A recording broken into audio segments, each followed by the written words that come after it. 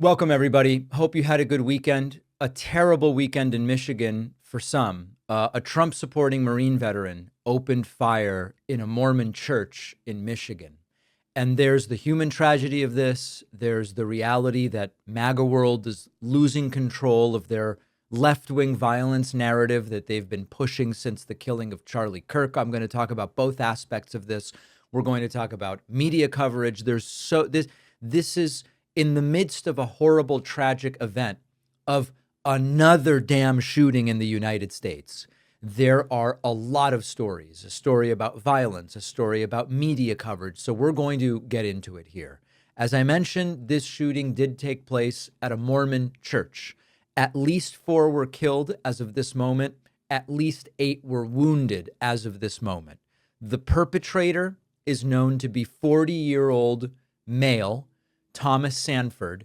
I guess I should say white male. And this is one of these things where it's not that we say that for any particular reason of stigma or prejudice, but because these shootings are often analyzed through the lens of identity, I guess it's sort of correct for me to say 40-year-old white male Thomas Sanford, Marine veteran, rammed into the church's front door with his pickup truck before he started shooting and later set the building on fire. He was ultimately killed in a gunfight with 2 police officers within 10 minutes of the start of this tragic event. Now, we don't yet know the motive for this specific shooting. We are learning a lot about the shooter's right-wing beliefs. There was a Trump-Pence poster hanging on his fence just above a red stop sign. We're going to get back to the stop sign in a moment. Some say, oh, the stop sign meant he wants to stop Trump, aka he is anti-Trump. Every bit of information we have at this point contradicts that and indicates this was a very clearly, ardently pro-Trump individual. Social media posts are filled with MAGA and typical right-wing content. This includes pro-Turning Point USA and pro-Charlie Kirk content, stuff about stay away from the vaccine, stuff about Trump being a great golfer, I guess, is what it seems to be in the bottom right there. The shooter had been seen wearing a Trump 2020 campaign shirt in camouflage, designed with the Make Liberals Cry Again line. That's from a picture posted to social media in 2019. We also know about 2 petitions signed by the shooter, one for the petition to repeal the pandemic powers of Democratic Governor Gretchen Whitmer, and another one to outlaw abortion in Michigan. Now, we are going to hear all of the usual things that we hear when the shooter is right-wing. This was not a gun issue. This was not a political issue. This was a lone nut job, crazy guy. We are going to hear because he attacked a church, this is anti-Christian motivation.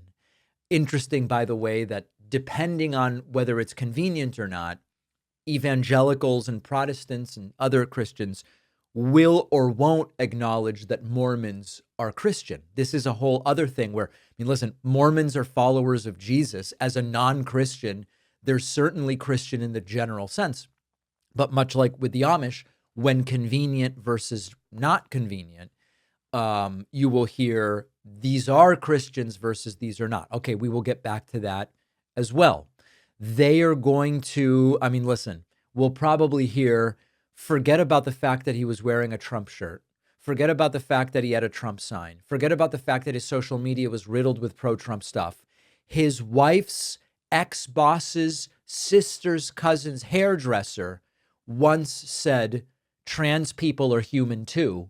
So therefore, this is left-wing violence, right? We're not there yet, but I would not be surprised if we get to that. They're going to pull out their proverbial Sharpies and make this what they need it to be and make this what they want it to be. Now, there's another issue here that I think is important to talk about. We're going to get there. Trump is already reacting to this. Caroline Leavitt is trying to do a cleanup on aisle 5.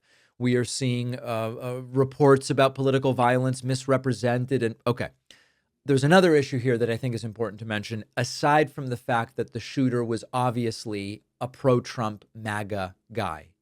Former military becoming shooters. This is another, we can categorize these in a lot of different ways. Are the political motivations left-wing or right-wing? Okay, well, they're primarily right-wing. That's what the overarching data tells us, aside from any, Charlie Kirk was killed. This guy went to a church. Let's zoom out.